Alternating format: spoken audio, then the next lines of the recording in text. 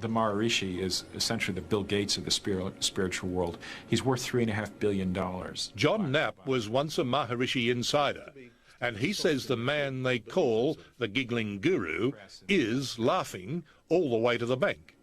What's interesting is he claims to be a monk who owns nothing, but he has at his own beck and call airplanes, Rolls Royces, palaces on several different continents. They have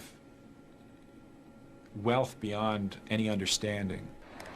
John Knapp spent 23 years and $250,000 in search of the Maharishi's promised nirvana. He quit the TM movement 4 years ago and now runs a website called Transnet, which exposes countless other stories of financial ruin and misery wrought by the guru's greed. In addition, what you have is deep psychological damage to 10 to 20% of the long-term meditators. The movement was sued back in 1986 by a guy named Walter Krupinski, who brought forward a list of 40-some-odd victims of people who had committed suicide or jumped out of windows because they believed they could fly. I mean, it goes on and on. I meet with a former TM governor and renegade. He says he's given counseling to over 2,000 TM dropouts. Many of the people that I work with have been struggling with depression for most of their adult life. In the TM movement, we were discouraged from getting medical help, traditional Western medical help, or mental health. Supposedly, Maharishi exploited his followers through overpriced courses and questionable herbal medicines. Decision as to whether we're going to actually go forward or not.